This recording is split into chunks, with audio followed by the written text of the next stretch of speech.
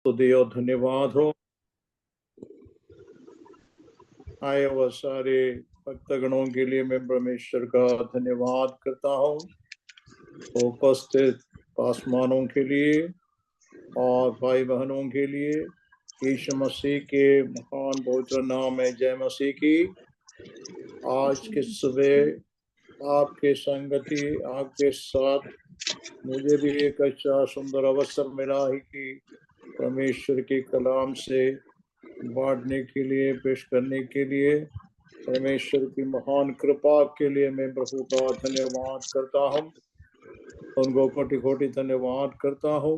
मैं आशा करता हूँ जितने लोग लाइन में हैं, अधिक जितने लोग उसमें अपना वीडियो ऑन कर सकता है, आप मेहरबानी से अपना वीडियो को ऑन करके लाइन में एक हालेलुया परमेश्वर की कलाम को सीखे और हम पढ़ने की समझने की कोशिश करें। हालेलुया। उससे पहले मैं एक छोटी सी प्रार्थना करना चाहता हूँ। प्रभु का धन्यवाद हो प्रभु जी, आपकी उपस्थिति में हम लोग इकट्ठे हैं खुदावंद। ये स्वर्गीय पिता, हम आपको धन्यवाद देते हैं सुंदर समय पर आए वह सारे आपके लोगों के लिए, आसमानों के लिए, सारे भाई बहनों के लिए आपका धन्यवाद करते हैं। हर एक लोगों पर तेरी दया दृष्टि हो। लाइन को लीड करने वाला, लाइन के अंदर हालेलुया लगातार परमेश्वर की हालेलुया उपस्थिति में इसको ले चलने वाला पास्टर जोसेफ के लिए भी धन्यवाद करते। खुदावंद उनके परिवार के लिए, हर एक परिवार के लिए, कुटुंब के लिए प्रभु आपका धन्यवाद करते हैं। जो बीमार अवस्था में उनके लिए भी प्रार्थना करते हैं। कोमल पास्ट के लिए प्रभु उनका भी तंदुरुस्ती दे। हर एक लोग जो है बीमार अवस्था में है उसको तो ही चंगा करने वाला प्रभु है, इसलिए धन्यवाद करते। आज का वचन सबको प्रभु जी आशीष का कारण होने पाए, आपके नाम की महिमा होने पाए। यीशु मसीह के महान और पवित्र नाम से मांगता हूं, दया से सुन ग्रहण कर स्वर्गीय पिता। आमीन आमीन। Hallelujah, glory to God. Glory to God. धन्यवाद। आप लोग वीडियो खोल रहे हैं इसलिए मैं प्रभु का धन्यवाद करता हूँ, आप लोगों को धन्यवाद देता हूँ। सॉरी, जय मसीह की। मैं प्रभु, मैं सबको प्रभु सहायता करे। हालेलुया। आइए हम प्रकाशित वाक्य में जाएंगे, उसका 6वीं आयत में। प्रकाशित वाक्य 6 आयत,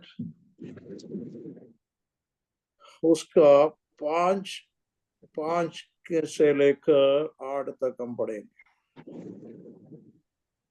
जब उसने तीसरी मुहर खोली तो मैंने तीसरे प्राणी को यह कहते सुना, आ, मैंने दृष्टि की और देखो एक काला घोड़ा है और उसके सवार के हाथ में एक तराजू है। और मैंने उन चारों प्राणियों के बीच में से एक शब्द यह कहते सुना, दीनार का सेर भर गेहूं और दीनार का 3 सेर जौ, पर तेल और दाखरस की हानि न करना। जब उसने चौथी मुहर खोली तो मैंने चौथे प्राणी का शब्द यह कहते सुना, आ, मैंने दृष्टि की और देखो एक पीला सा घोड़ा है और उसके सवार का नाम मृत्यु है और अधोलोक उसके पीछे पीछे है। और उन्हें पृथ्वी के 1/4 पर यह अधिकार दिया गया कि तलवार और अकाल और मरी और पृथ्वी के वन पशुओं के द्वारा लोगों को मार डाले। आमीन। परमेश्वर के वचन पढ़े जाने पर प्रभु आपको आशीषित करे। यहाँ पर हमने पढ़ा है प्रकाशित वाक्य 6 आयत का 5 से लेकर 7 तक हमने पढ़ा है। और हमने क्या देखा, पिछले हफ्ते में हमने पढ़ा था कि 2 और घोड़े के बारे में हमने पढ़ा था, सफेद घोड़ा और लाल रंग का घोड़ा। आज हम जो पढ़ रहे हैं कि तीसरा घोड़े के बारे में पढ़ रहे हैं कि काला घोड़ा, काला रंग का घोड़ा। और ये जिसके बारे में जो पढ़ने के पहले इनके बारे में मैं थोड़ी सी आपको बताना चाहूंगा कि इसको क्या दर्शाता है, क्या बताता है ये बातों को, ये काला घोड़ा लाल घोड़ा को, क्या हम ये इसके बारे में जकरिया किताब के अंदर भी पढ़ते हैं। इसका 6 आयत का 2 से 5 तक, जकरिया की किताब 6 आयत का 2 से 5 तक हम जब पढ़ते हैं, वहां पर हम क्या पढ़ा जाता है?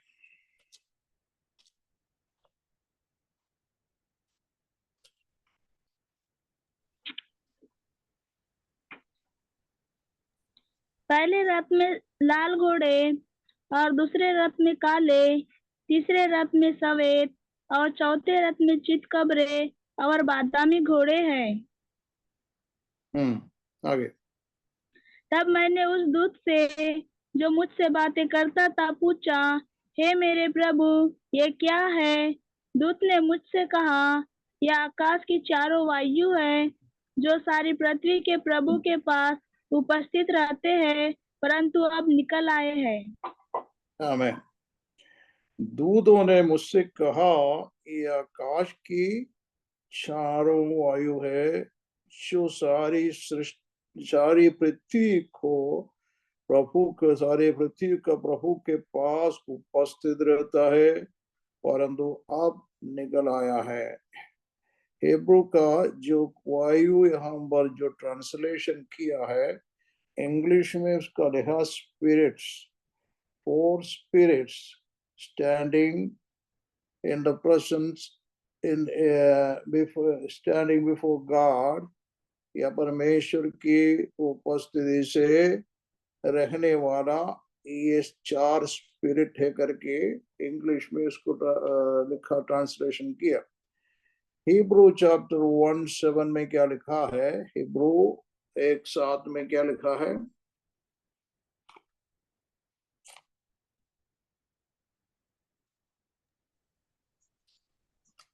और स्वर्गदूतों के विषय में यह कहता है कि वह अपने दूतों को पवन और अपने सेवकों को धधकती आग बनाता है। हमारे क्या लिखा है कि स्वर्गदूतों के विषय में यह कहता है कि वह अपने दूतों को पवन और अपने सेवकों को धनिक आग बनाता है। तो ये स्वर्गदूतों का बारे में कहने वाला शब्द वहां पर दिखाई देते हैं। उसका 14 पद में हम पढ़ते हैं, क्या वे सब सेवा टहल करने वाला आत्माओं नहीं जो उद्धार पाने वालों के लिए सेवा करने को भेजी जाती है? तो ये सेवक लोग, जो ये जो दूत लोग जो है, जो उद्धार पाने वाला, जो पवित्र लोगों को सेवा करने के लिए भेजा हुआ दूतों के बारे में भी वहां पर उल्लेख है। ये जो 4 जो हम जो पढ़ रहा है, इनके बारे में हमको मालूम होना चाहिए। ये जो है परमेश्वर के सामने खड़े हुए 4 दूतों का या 4 स्पिरिट्स के बारे में, 4 जो हम वायु करके लिखा है, 4 वायुओं के बारे में लिखा हुआ है। तो इसका मतलब क्या है, आगे हम उसके बारे में पढ़ेंगे। वहां पर हम प्रकाशित वाक्य में वापस जाए, 5 में लिखा है कि उन तीसरी मोर खोली, मैंने तो तीसरे प्राणी को यह कहते सुना। ये कौन है ये प्राणी? ये तीसरा प्राणी, पहला प्राणी तीसरा प्राणी करके हम जो पढ़ रहा है, ये प्राणी के बारे में हम 4 आयत में 6 से 7 तक पढ़ते हैं, तो वहां पर लिखा है, वहां पर 4 आयत में जाना पड़ेगा। प्रकाशित वाक्य 4th चैप्टर,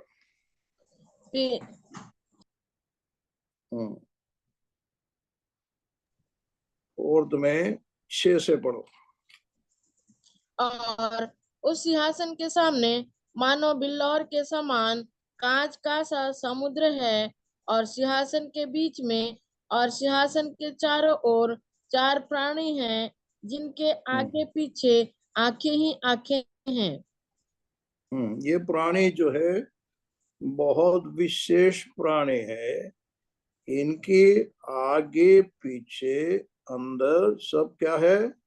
आंखें ही आंखें है। और आगे क्या है? पहला प्राणी सिंह के समान है, और दूसरा प्राणी का मुंह बछड़े के समान है। तीसरे प्राणी का मुंह मनुष्य का सा है, और चौथा प्राणी उड़ते हुए उकाब के समान है। ये जो है, ये लिटरली जो 4 प्राणियां है, मगर इसको हम यदि दूसरे तरीके से ये रिप्रेजेंटेशन करता भी है। कौन सा रिप्रेजेंटेशन? ये 4 गॉस्पल के बारे में। 4 गॉस्पल किसको दर्शाता है? ये सुसमाचार, 4 सुसमाचार जो हम लोग जो पढ़ते हैं, उसमें क्राइस्ट को रिप्रेजेंट करने वाला यीशु मसीह को हमें इसके बारे में रिप्रेजेंट करने वाला चार बातों को हम देखते हैं। मत्ती को देखते हैं कि मत्ती के अंदर यीशु मसीह को मत्ती ने कैसा प्रकाशित किया? एक लायन या राजा करके। यीशु मसीह को राजा, हमें लायन या सिंह कौन है? ये जो मृग का राजा है, सिंह। और यीशु मसीह जो है हमें यहूदियों का राजा करके, वहां पर जो विद्वान लोग आगे आप पूछ रहा था, यहूदियों को राजा का पैदाइश कहाँ पर हुआ है। तो इस प्रकार यीशु मसीह के बारे में राजा के तौर पर उसके जन्म से उसका मृत्यु के समय पर भी क्रूस के ऊपर लिखा हुआ था यहूदियों का राजा करके। और बाद में भी हम देख रहे कि उसका जी उड़ने के बाद वो राजाओं का राजा है। उनके आने के बारे में प्रकाशित वाक्य में इस प्रकार लिखा है। उसके जो वस्त्र के ऊपर उनके शरीर में भी ये लिखा हुआ है, राजाओं का राजा, प्रभुओं का प्रभु। Praise the Lord. तो he is the king of king, the Lord of Lord. पूरा संसार का, पूरा यूनिवर्स, सिर्फ संसार नहीं, पूरा यूनिवर्स का राजा रहेंगे यीशु मसीह। और मत्ती ने यीशु को राजा करके प्रकाशित करते हैं। आज मरकोस जो है, मार्क ने क्या किया? वहां पर यीशु मसीह को वहां पर दूसरा जो प्राणी कौन है? एक बेचोड़ा का मतलब एक सर्वन के तरफ। बेचोड़ा क्या करते हैं? सर्विस के लिए यूज करता है। हमको मालूम है कि बैल किसके लिए काम करने के लिए, जो खेती बाड़ी में काम करता है, कौन? बैल को ले जाते हैं वो काम करने के लिए। मतलब एक सर्वन के तौर पर यीशु को दर्शाते हैं वहां पर मरकुस के सुसमाचार में। तो लूका का सुसमाचार में यीशु मसीह को किस प्रकार दर्शाता है? यीशु मसीह को दर्शाता है। तीसरा हमने इसके अंदर पढ़ा है कि तीसरा जो प्राणी का चेहरा कैसा था? मनुष्य का जैसा चेहरा। मनुष्य का मतलब यीशु मसीह को वहां पर लूका ने प्रकाशित करते हैं कि द सन ऑफ मैन, या मतलब मनुष्य का पुत्र करके उनको दर्शाता है। और तीसरा हम देखते हैं यूहन्ना यीशु मसीह को किस प्रकार, कौन सा तीसरा प्राणी कौन सा है? ईगल करके हम इसके अंदर से पढ़ते हैं। 14 प्राणी कौन सा? उगाब। आमीन। ये जो 14 प्राणी है वो ऊपर की ओर उड़ने वाला वो गाप को, तो यीशु मसीह को यह ना दर्शाता है कि वो परमेश्वर का पुत्र है। आमीन। तो परमेश्वर का पुत्र या क्रिएटर, उसने सब कुछ बनाया, आदि से लेकर अंत, आदि और अंत हुई है, पहले था और अभी और आगे भी आने वाला भी वही रहेंगे। तो इसी प्रकार हम यूहन्ना में देखता है यीशु को, और इसके ये 4 लिविंग क्रिएचर, ये 4 प्राणी का बारे में हम फिर से देख रहे हैं कि हम पर उसका विशेषता में एक ऐसा थियोलॉजन ने इसके बारे में बोला है कि ये जो है स्वर्ग के अंदर इनके बारे में और आने वाला समय पर इस प्रकार होगा, ये वो दुनिया का जो अभी जो बीस्ट, जो प्राणियों का, जो आमीन मृग का आमीन एक रिप्रेजेंटेशन भी वहां पर इसके बारे में बोलता है। तो इसका मतलब क्या है? लायन को बोलता है या सिंह को बोलता है, वाइल्ड बीस्ट या मृग का राजा करके, या पूरा जिस प्रकार जो है फॉरेस्ट के अंदर वो रहने वाला उस मृग के बारे में बोलता है। दूसरा जो है हमें दूसरा जो बछड़ा, उसके बारे में बोलता है, ये जो डोमेस्टिकल बीस्ट है, जो सर्विस करने वाला, और इस प्रकार का जो जंतु है। और तीसरे वाला क्या है? बर्ड्स को दिखाता है, जो ऊपर की ओर उड़ने वाला, उकाब का जैसा उड़ने वाला जो बर्ड्स है, जो जिस प्रकार का पक्षियों के बारे में बताता है। और 14 में हम देखते हैं कि जो फेस मनुष्य का मतलब मनुष्य सबसे उत्तम क्रिएशन है परमेश्वर का, सबसे, और इसके ऊपर सबके ऊपर इनका जो परमेश्वर का क्रिएशन में मनुष्य को परमेश्वर ने बनाया, ये 4 जो है उसी को भी रिप्रेजेंट करता है। और एक बात हमको मालूम होना चाहिए कि नया आकाश और नया पृथ्वी के अंदर क्या नहीं होगा? उसके अंदर कोई मछलियां नहीं है। नया आकाश और नया पृथ्वी में देयर इज नो सी, वहां पर क्या नहीं है? कोई समुद्र नहीं है। नया आकाश और नया पृथ्वी में कोई समुद्र नहीं है। समुद्र अभी है, अभी तो पूरा ज्यादा समुद्र ही समुद्र है। और अभी नया आकाश और नया पृथ्वी जो परमेश्वर बनाएंगे, उसके अंदर समुद्र नहीं रहेंगे। तो समुद्र नहीं है तो मतलब मच्छियां वहां पर नहीं होंगे, उसका जरूरत नहीं रहेंगे हम लोगों को भी। और उसके बाद हम जो देखते हैं कि वहां पर आमीन सरपंड नहीं होगा। क्या ये क्या सरपंड क्या है? सांप नहीं होगा। सांप ने क्या किया? शुरुआत में सांप ने क्या किया? पाप करवाने के लिए उपयोग हो गया। और सांप के द्वारा तो समय पर सांप नहीं रहेंगे। हमें नया आकाश नया पृथ्वी में सांप नहीं है, क्योंकि शैतान भी नहीं है, सांप भी नहीं रहेंगे।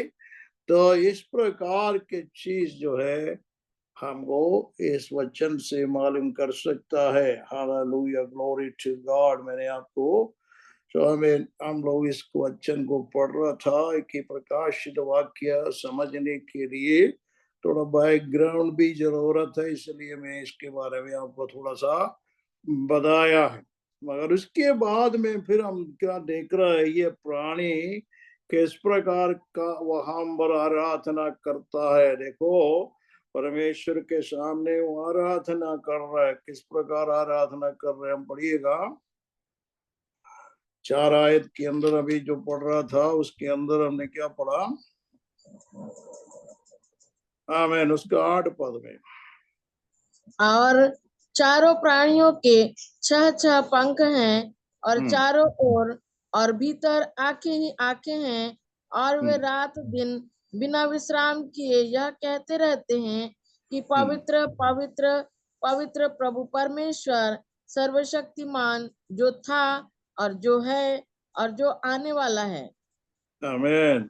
हाँ, पर हमने क्या देख रहा है कि ये चारों प्राणियों ने को 6 पंख है और चारों और भीतर आंखें, और जो ही आंखें हैं उनके, और आगे पीछे भीतर सब दूर क्या है, आंखें हैं।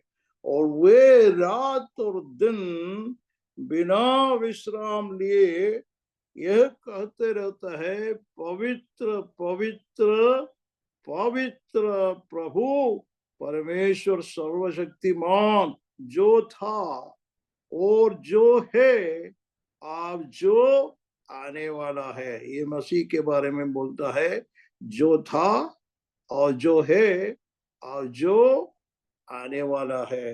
त्रिन्यून परमेश्वर, जो पिता पुत्र पवित्र आत्मा को पवित्र पवित्र पवित्र करके पुकारता है। Praise God.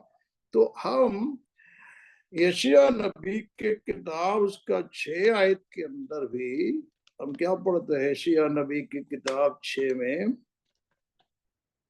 उसका दूसरा पद में,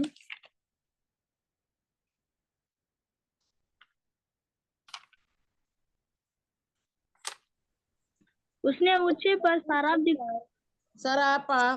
सराप दिखाई दिए।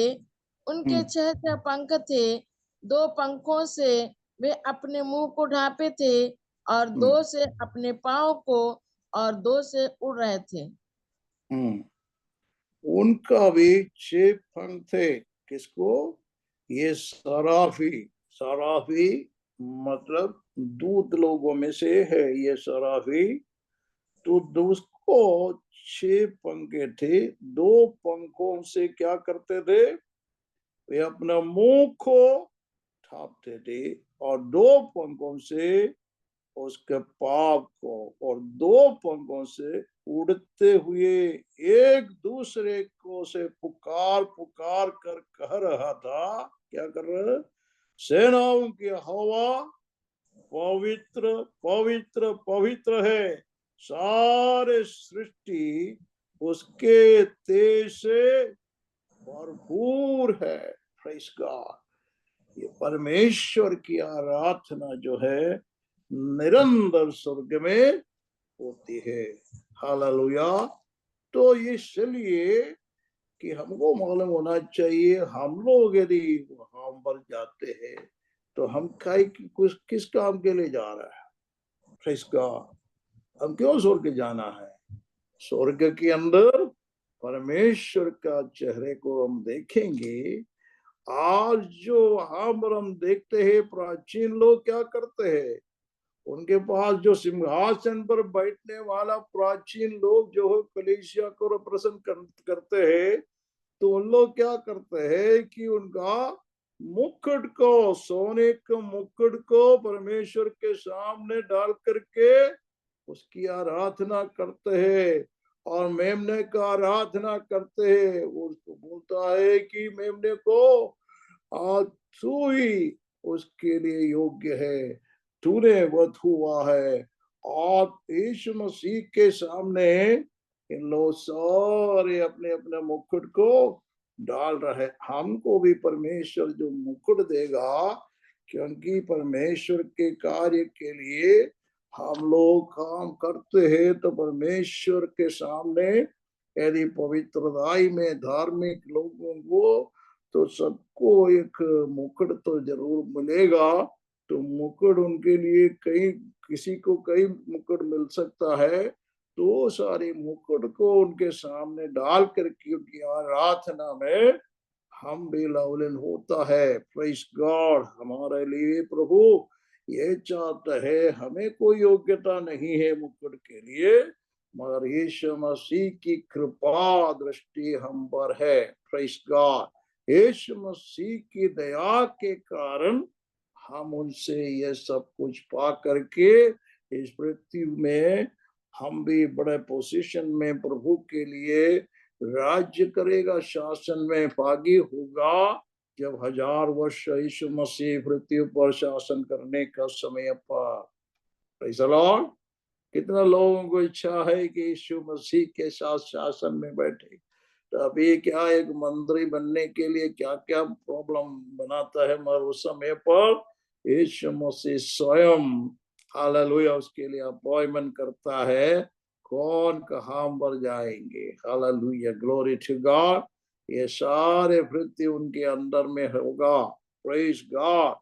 तो हम हालेलुया उसके लिए हमें तैयार होना चाहिए अभी से। जो कुछ भी हम कर रहे हैं, इसलिए बोलता है दुनिया के बारे में सोच करके, चिंता करके अपना जीवन को नष्ट नहीं करना चाहिए। आने वाला बातों को सोचना चाहिए, आने वाला हालेलुया प्रभु के आने आगमन का, उसके बाद में परमेश्वर प्रभु हमारे लिए क्या करेगा इसके बारे में सब कुछ इसमें लिखा हुआ है। उनके बारे में हमको सोचना बहुत जरूरी है। देखो अभी जो फिलहाल जो है, जिस प्रकार वचन में लिखा है, अधर्म का मूर्ति दुनिया में प्रकट होने का समय को दिखाई दे रहे। अधर्म का मूर्ति आने के पहले जो पवित्र लोगों को यहाँ से उठा लिया जाएंगे, तो उसके बाद में फिर क्या होने वाला है इसके बारे में हम अभी पढ़ रहा है कि लाल रंग का अभी हमने पढ़ा है कि तीसरी मोहर जब खोला, मैं तो तीसरे प्राणी को यह कहते सुना, आ। वो बड़ा शब्द से तीसरा प्राणी सिंहासन के सामने से पुकार करके बता रहा है, आ। किसको बुला रहे?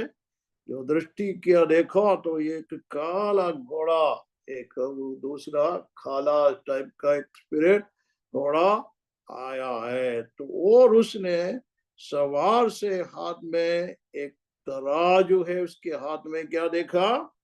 एक तराजू को देखा। ये तराजू और काला, काला किसको दर्शाता है? एक पूरा दुनिया के संसार के अंदर एक बड़ी अकाल आने वाला है। पूरा संसार में क्या आएंगे?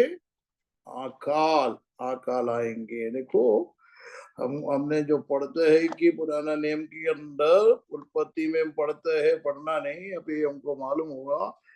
तो यूसुफ के समय पर परमेश्वर ने वो राजा को दर्शन दिया था, उसको अर्थ नहीं मालूम, अर्थ जोसेफ ने बताया।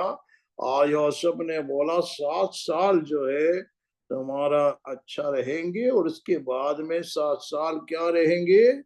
पूरा पृथ्वी पर, या मतलब पूरा उस एरिया के अंदर उनका, उस इसराइल के अंदर भी और उसके आसपास इजिप्ट के अंदर और मिस्र देश पूरा का पूरा अकाल पड़ेगा। और बहुत से अकाल वहां पर हुए थे उस समय पर। वचन में लिखा है उन लोगों ने अपना सब कुछ बेच लिया है, अपना हमें सारे जो कुछ भी उनका पास था, उनके उनके जितना जमीन थे, उनका मकान थे, उनके जितने मकान के अंदर कितने भी चीज थे, सब बेचा। क्या?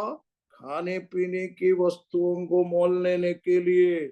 और आखिरी में वो जा करके उन लोग जो राजा के सामने बोलता है सिर्फ हमारा शरीर बाकी है। राजा बोलता है तुम लोग यूसुफ को बोलो। यूसुफ के पास भी यही बोला उसने, हम लोगों का सिर्फ हमारा बॉडी है और कुछ भी नहीं है, हमारा शरीर के बिना हमारा पास कुछ भी नहीं है, आप हमको अनाज दे देना।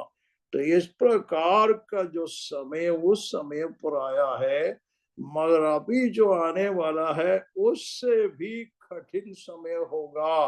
ये कैसे मालूम पास्टर जी आपको? ये वचन में लिखा है, यीशु मसीह ने जो बोला है मत्ती 24 का, मैथ्यू 24 का उसका 21 में यीशु मसीह ने क्या बोला?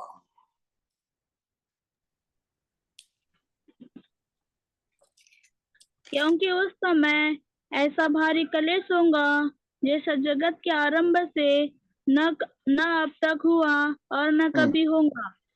हाँ, जगत से आरंभ से कभी ना हुआ है, ना होगा। इस प्रकार की बड़ी क्लेश और संकट के समय आने वाला है। इसके बारे में यीशु मसीह ने बताया है। तो वो यीशु मसीह ने ही बोला था कि यरूशलेम का उनका टेम्पल, उनका जो आराधनालय जो था, उसके बारे में बताया था कि उनका मंदिर के बारे में, उसका जो है पत्थर के ऊपर पत्थर नहीं रहेंगे। इस प्रकार AD 70 में पूरा हुआ है, पूरा का पूरा AD जो 70 में, क्योंकि AD 30 जो यीशु मसीह का क्रूस पर उसको चढ़ाया करके बताता है, क्योंकि किसी ने जो जोसेफस का राइटिंग के अंदर इस प्रकार की बातों के बारे में लिखा है, क्योंकि उसके बारे में इस प्रकार बोलता है कि जब इनका मंदिर को तोड़ने के 40 साल पहले, और जो है बड़े अंधेरा यरूशलेम में आया, उनका मंदिर का अंदर का जो बड़े जो कर्टन है, जो बड़ा जो आमेन, वो कर्टन को ऊपर से नीचे तक, नीचे से नहीं ऊपर से नीचे तक 2 टुकड़ा हो गया करके उसने लिखा है। वो AD 70 के आमीन पहला 40 साल पहले हुआ है करके उसने लिखा। इसका मतलब क्या है? AD 30 में यीशु मसीह का जो आमीन, जो यीशु मसीह का जो मृत्यु क्रूस पर हुआ, उसी समय पर उनका पर्दा ऊपर से नीचे तक 2 टुकड़ा हुआ है, मंदिर का पर्दा। तो उसके बारे में वचन में भी हमको मालूम कर सकता है। उस प्रकार बड़े अंधेरा छाया यीशु मसीह का मृत्यु के समय पर, बहुत बड़ा अंधेरा यरूशलेम में आया था। तो इस प्रकार हम देखते हैं, प्रेज़ गॉड। और ये जो वचन में दानियल की किताब में जाए, हम देख रहा है कि दानियल की किताब उसका 12 आयत का 1-2 पद हम पढ़ेंगे। उसी समय मिकाएल नाम बड़ा प्रधान, जो तेरे जाति भाइयों का पक्ष करने को खड़ा रहता है, वह उठेगा।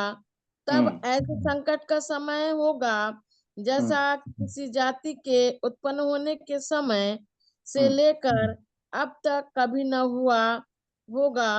परंतु उस समय तेरे बस लोगों बस में से उस समय तेरे लोगों में से जितनों के नाम परमेश्वर जितनों की के नाम परमेश्वर की पुस्तक में लिखे हैं, वो बच निकलेंगे। आमीन। तो यहाँ पर लिखा है कि तब उसी समय मिखाएल नामक बड़ा प्रधान, जो तेरे जाति भाइयों का पक्ष करने को खड़ा रहता है, वह उठेंगे। क्योंकि परमेश्वर ने ये मिखाएल जो है, एक चीफ जो दूत है, तो वो जो है उनके लिए, जो इस्राएली उनके लिए खड़ा रहता है, उनका पक्ष में खड़ा रहने वाला है। तब ऐसा संकट के समय होगा जैसा किसी जाति को उत्पन्न होने के समय से लेकर अब तक कभी नहीं हुआ, ना होगा।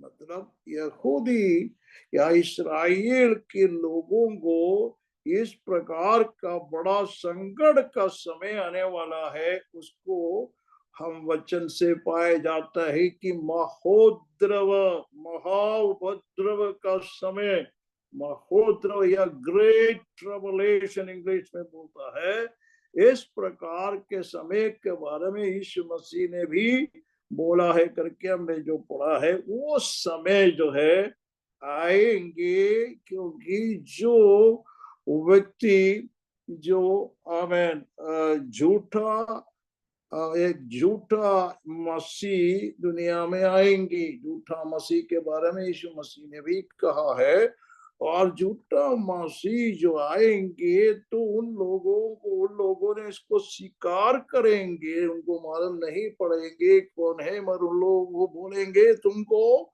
मंदिर बनाने के लिए हम मदद करेंगे, तो उसका तो मंदिर ही चाहिए, अभी तो मंदिर चाहिए उनको, मंदिर के लिए उन लोग बड़ा इच्छुक है, उनके लिए सब कुछ सामान उसके पास तैयार है, सिर्फ जगह के बारे में अभी डिसाइड करना है। जो जगह जो है उन्हें इस्लामिक लोगों का जो वहां पर उनका एक मस्जिद बना के रखा है, उसको उसी के पीछे वो लोग वेट कर रहा है। यदि कोई लड़ाई झगड़ा जो पड़ेंगे, हो सकता है कोई बॉम्ब गिर करके वो भी खत्म हो जाएगा, मैं सोचता हूँ ऐसा हो सकता है, या कुछ भी हो मेरे ख्याल से। अभी देखो ये हमास जो है इस्राइल की जो साउथ साइड में है, हमास के लोग, उनका तो लड़ाई अभी फाइनल स्टेज में है, उसका फाइनल स्टेज में चल रहा है, मगर अभी नया लड़ाई उसके पीछे आ रहा है। कौन सा? हिजबुल्लाह जो नॉर्थ में है, लेबनान के अंदर है, उन लोग इसराइल को मारने के लिए बड़ा कोशिश में खड़ा हुआ है। कोशिश नहीं, उनके उधर से कई प्रकार का मिसाइल इनके ऊपर अटैक करते रहते हैं।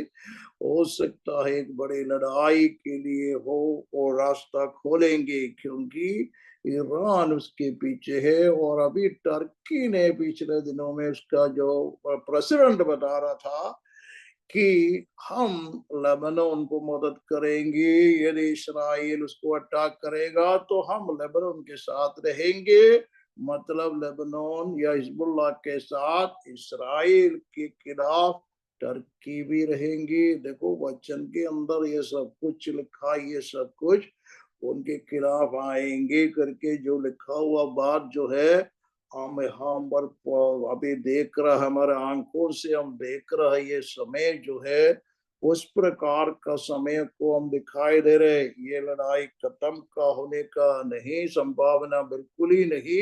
इन लोगों ने बड़ा कोशिश किया है कि यूनाइटेड नेशन के अंदर बहुत ही चर्चा किया है, बंद करो बंद करो बंद करो, अभी तक कुछ भी बंद नहीं है, कुछ भी नहीं कर पाता है, ताकि उनसे नहीं हो पाएंगे जब तक ऊपर से ऑर्डर नहीं है। ऑर्डर जो है परमेश्वर की वचन के आधार पर हम देख रहे हैं कि मत्ती 24 के अंदर यीशु मसीह ने क्या बोला था, उनकी आगमन के बारे में जब बोला 6 और 7 में क्या लिखा है, 24 का 6 और 7 हम लोग पढ़ते हैं कि तुम लोग लड़ाइयों का चर्चा सुनेंगे। प्रेज़ गॉड, घबराना नहीं चाहिए। हालेलुया। प्रभु बोलता है तुम लोग घबराना नहीं चाहिए, वो होना अवश्य है। प्रेज़ द लॉर्ड, होना अवश्य है। अभी क्या है, आमीन, यूक्रेन और रशिया के पीछे लड़ाई चल रहा है, और भी कई लड़ाइयों के बारे में सुन रहा है इंडिया में। कई जो चीज है अभी, जो चाइना, इंडिया, पाकिस्तान, इस प्रकार की वहां पर भी चर्चा सुन रहा है कि लड़ाई के लिए, और पता नहीं कौन कौन उसके पीछे होगा। तो ये सारे देशों के अंदर कौन, हमको मालूम है जगह जगह पर इस प्रकार की बातों उठ रहा है। सभी जो नॉर्थ कोरिया ने भी रशिया के साथ मिल गया है कि यूक्रेन और नाटो इनके पीछे आएगा तो यूरोपियन कंट्री के पीछे भी लड़ाई होगा, तो यूरोप के अंदर पूरा का पूरा यूरोप में भी हो सकता है इस प्रकार की बात। मगर हमें जो कुछ भी हो, हमें घबराने की आवश्यकता नहीं है। परमेश्वर की इच्छा जो कुछ भी है वो पूरा होगा। हमें क्या करना चाहिए, इसलिए उसी में हमको मगन लगाना चाहिए। देखो उसका 5वें हमने पढ़ा जो बड़े अकाल के बारे में, तो हमने पढ़ा है कि दिनार को एक शेर गेहूं, उसका मतलब क्या है एक दिनार? वचन में लिखा है मत्ती 20:2 में, पढ़ने के नहीं, मत्ती 20:2 में लिखा है कि एक दिनार जो है एक दिन का उनका जो वेजस है, जो व्यक्ति काम करेगा उसका जो मजदूरी है, एक दिन का मजदूरी वो उतना पैसा लेकर के उस समय पर क्या होगा, वो उनका सिर्फ गेहूं लेने के लिए रहेंगे और कुछ भी नहीं खरीद सकता है। और इस प्रकार के समय के बारे में यह हम लिखा। और साथ में हम क्या पढ़ते हैं कि जब उसने 6वीं मोहर खोला, पढ़िएगा सिस्टर क्या लिखा 7। और जब उसने 4थी मोहर खोली तो मैंने चौथे प्राणी का शब्द यह कहते सुना कि आ।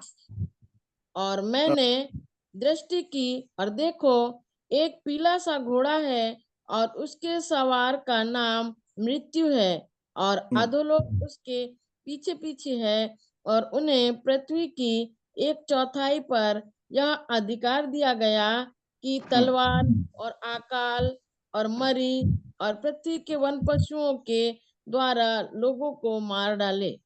देखो हम क्या हम देखा है कि 14 मोर खोला है कि और 14 प्राणी बोलते आ। हमने उसने दृष्टि किया है, क्या देखा उसने? एक पीला सा घोड़ा और उससे सवार का नाम है, उसका नाम भी क्या है? मृत्यु है। और इसके पीछे कौन जा रहा है? अधोलोक। देखो वचन में क्या लिखा है, यीशु मसीह ने बोला लूका सुसमाचार उसका 16:23 में क्या लिखा है? लूका सुसमाचार उसका 16:23 के 2-3 पद हम पढ़ेंगे, क्या लिखा?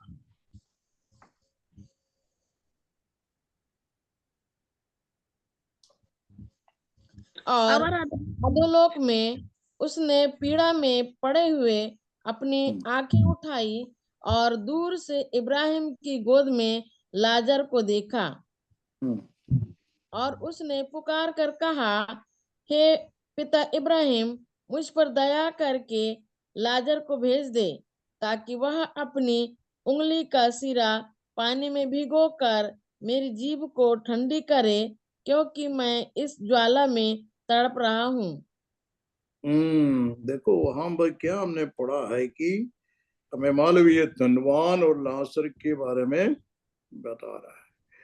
और लासर जब मृत्यु हो गया, लासर को दूध लोग उठा करके उनके आत्मा को कहां पर पहुंचा दिया? अब्राहम के गोदी। और जब इनके मृत्यु हुआ, धनवान का मृत्यु हुआ, वो कहां गया? अधोलोक में। आमीन। उसका जो है, उसका जो मृत्यु हो गया है, आमीन, उनका आत्मा कहाँ गया? अधोलोक में। वहां पर जा कहां पर है? पीड़ा में। और पड़े हुए अपने आंखें उठाया, वहां पर तड़प रहे पीड़ा में, और आंखें वहां पर उठाया। उसी समय तक उसके आंखें कभी नहीं उठाया, क्योंकि धन और दौलत और दुनियादारी का सारे बातों में मजे उड़ाते हुए चलने वाला, रखने वाला धनवान आदमी का जीवन के अंदर पहली बार आंखें उठा करके देख रहा है। देखो आमीन। यहाँ से जाने के बाद आंखें उठाने से क्या फायदा? कुछ होता है? कुछ फायदा होता है? नहीं होता। Praise the Lord. आंखें हम यहाँ पर आंखें उठाना चाहिए। Praise the Lord. हम स्वर्ग की ओर देखना है तो यहाँ पर रहते एक समय पर हमारा परमेश्वर की ओर हम आंखें उठाए, हालेलुया, उससे बातें करे, उसकी महिमा करे, उसका धन्यवाद करे। जो समय को हम व्यर्थ नहीं करना चाहिए। देखो उसने वहां पर पीड़ा में जब पड़े थे अधोलोक में, वहां पर उसने क्या किया, आंखें उठा करके देखा। तो उसने किसको देखा? लाजर को देखा। अरे यार, ये तो मेरा वहां पर पड़ा हुआ जो हमें वो क्या बेकारी आदमी था, बेकारी आदमी, देखो वहां पर कहाँ बैठा है, अब्राहम के गोदी में बैठा। परंतु जब वहां पर शांति पा रहा है, वो बड़ा आनंद कर रहा है वहां पर, और तुम तड़प रहा है। तो ये इसके बारे में हमें मालूम होना चाहिए कि ये आत्मा को सोचने के लिए और विचार करने के लिए, और यहाँ से जाने के बाद जो है वो पड़े पड़े उसको सब कुछ मालूम है। उसका शरीर सिर्फ गया है, आत्मा अंदर की अंदर जो आत्मा है, आत्मा सब कुछ सोच सकता है, विचार कर सकता है, बात भी कर सकता है। क्या कर सकता है? बात भी कर सकता है। वो किसे बात कर रहा है? अब्राहम से बात कर रहा है। Praise God. किसे बात कर रहा है? अब्राहम से बात कर रहा है। तो मरने के बाद जो इंसान को क्या होगा करके कई लोग सोचता है, कई लोग बोलता है खत्म हो गया, खत्म हो गया। नहीं, खत्म नहीं हुआ है। उसकी आत्मा आइदर परमेश्वर के पास, जो प्रभु के पास गया है, नहीं तो जो उद्धार नहीं पाया तो अधोलोक में जाएंगे, अधोलोक में तड़पेंगे। वहां तड़प के बाद में फिर वो सोचता, भाई अरे मेरा 5 भाई लोग है। क्या बोलता है? मेरा 5 भाई लोग है, वो भी प्रभु को नहीं जानते हैं, वो भी मेरा समान रहता है, वो भी इधर आएगा, मरेगा तो उससे अच्छा है उसके पास कोई जा करके वचन प्रचार करे, तो वो क्या पाएगा? उद्धार पाएंगे, वो ऊपर जाएंगे। मगर वहां पर जा पड़े पड़े पड़े सोचने से, बोलने से फायदा नहीं है। और अब्राहम ने बोला, भाई वहां पर प्रचार करने के लिए बहुत से लोग, लाजर को जाने की आवश्यकता नहीं है। तो मेरे कहने का मतलब जो है, जो हालेलुया, अभी हम लोग जो है अच्छा सुंदर मौका है, जो उद्धार के लिए हमारा समय अभी है। हालेलुया, अभी नहीं तो कभी नहीं। अभी हमारा जीवन के अंदर उधार पाने का अच्छा समय है। हमारा जो दोस्त यार या कोई ना कोई हमारा जो रिश्तेदार कोई उधार नहीं पाया है, तो उनको ये बातों को हमको बताना चाहिए। वहां से जाने के बाद तुम लोग वहां जाकर के बेचैन होने से, या धनवान का समान जो वहां पर तड़पने का समय पर यह विचार करने से कोई फायदा नहीं रहेंगे। अभी तुम्हें फायदा का समय है, अभी हालेलुया उद्धार का समय है, अभी तुम्हारा अच्छा समय है, प्रभु ने दिया है। परमेश्वर चाहते हैं कोई भी नाश ना हो, परंतु अनंत जीवन में प्रवेश करने के लिए एक ही रास्ता है।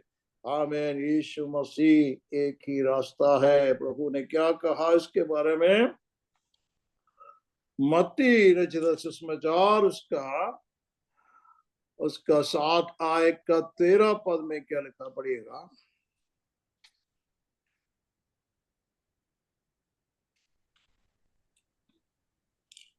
सकेत फाटक से प्रवेश करो, क्योंकि चौड़ा है वह फाटक और सरल है वह मार्ग जो विनाश को पहुंचाता है, और बहुत से हैं जो उससे प्रवेश करते हैं। क्योंकि सकेत है वह फाटक और कठिन है वह मार्ग जो जीवन को पहुंचाता है, और थोड़े हैं जो उसे पाते हैं। आमीन।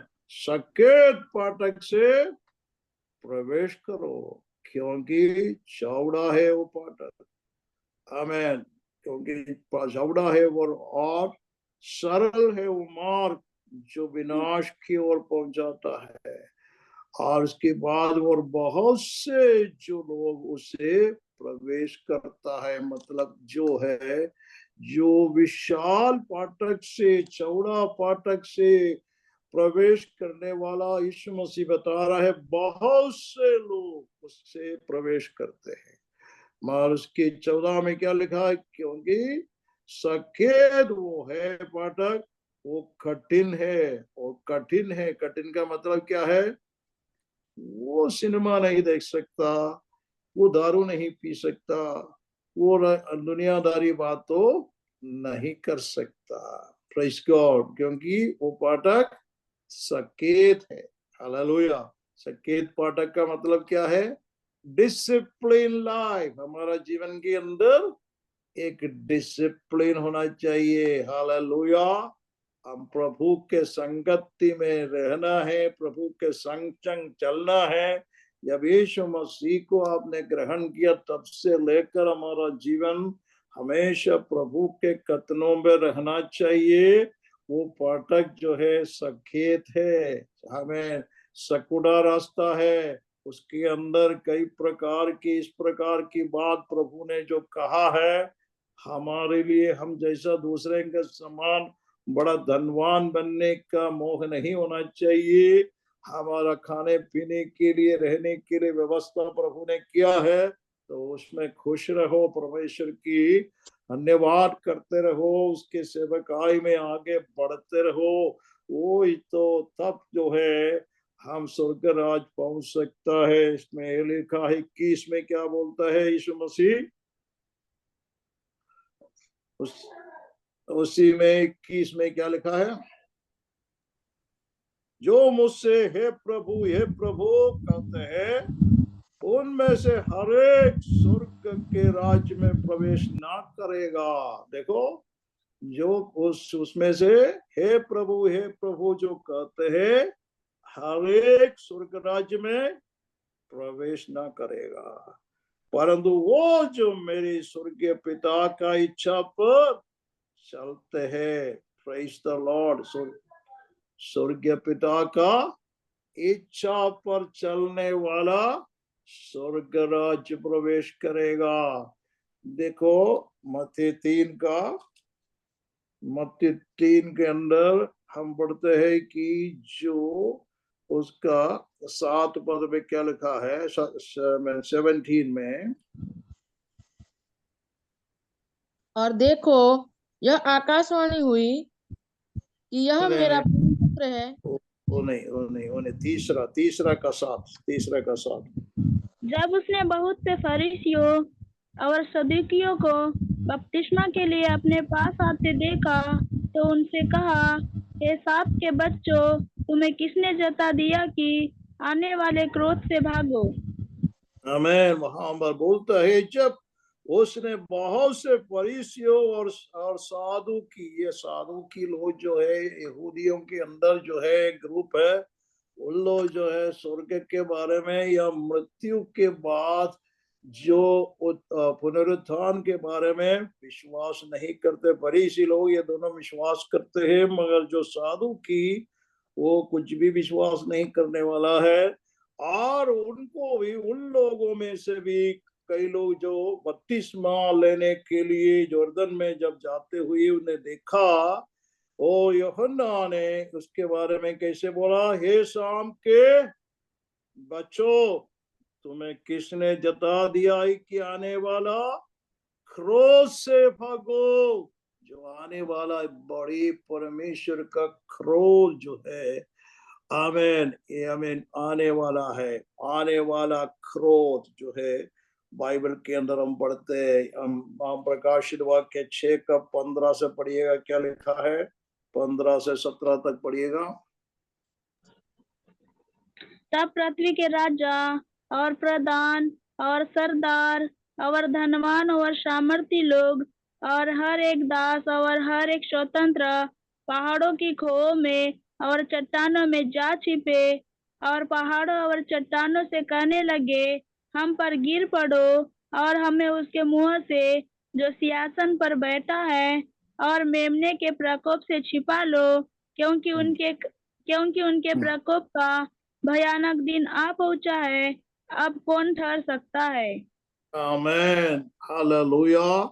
और हमें उसके मुंह से जो सिंहासन पर बैठा है और मेमने का प्रकोप से छिपा ले। देखो, ये मोर कौन खोलता है?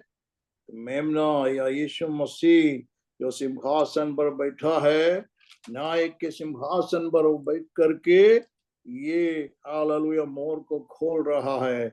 उनकी जो प्रकोप से हमको बचा ले। कौन कौन है? ये दुनिया के प्रधान लोग, दुनिया के बड़े बड़े मंत्री लोग, बड़े बड़े जो प्रेसिडेंट या प्राइम मिनिस्टर, जो सब लोग जो है वो पहाड़ों के नीचे जब छिप करके इस प्रकार चिल्ला पुकार कर रहा है, उस प्रकार के प्रकोप आएंगे। मगर हमारे लिए क्या बोलता है? पढ़िएगा, वो पढ़ करके मैं समाप्त करूंगा। तो ये पहला तसलोनी 5:9 में क्या लिखा है? पहला तसलोनी 5:9। क्योंकि परमेश्वर ने हमें क्रोध के लिए नहीं, परंतु इसीलिए ठहराया है कि हम अपने प्रभु यीशु मसीह के द्वारा उद्धार प्राप्त करें। और वह हमारे लिए इस कारण मरा कि हम चाहे जागते हो चाहे सोते हो, सब मिलकर उसी के साथ जिए। इस देखो, कारण हमने क्या पढ़ा है? क्योंकि परमेश्वर ने हमें क्रोध के लिए नहीं, जो परमेश्वर की बड़ी प्रकोप जो आने वाला है, वो प्रकोप के लिए, कोप के लिए नहीं, क्रोध के लिए नहीं बनाया है, बुलाया है, हमें अलग किया है।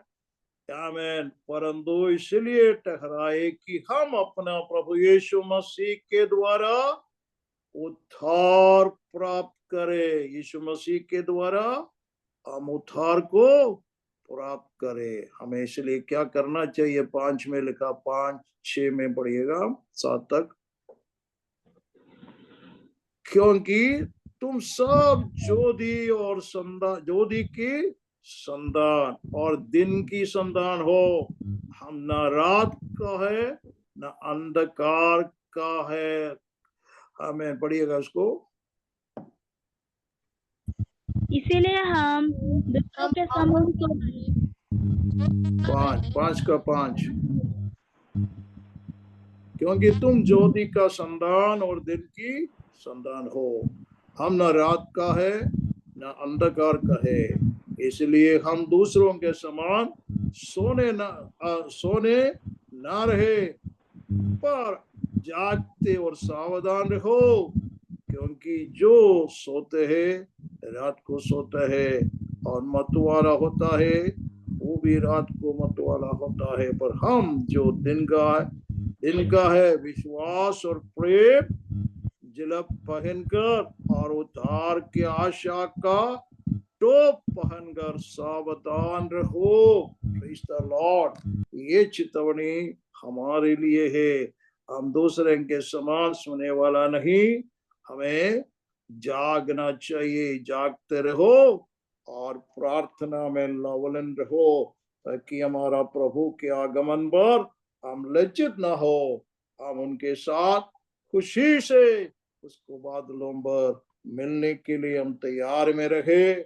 इस वचनों के द्वारा प्रभु हमें आशीष करे। प्रभु के आगमन देरी हो, अगले हफ्ते हम इसको कंटिन्यू करेंगे आगे। हालेलुया। प्रभु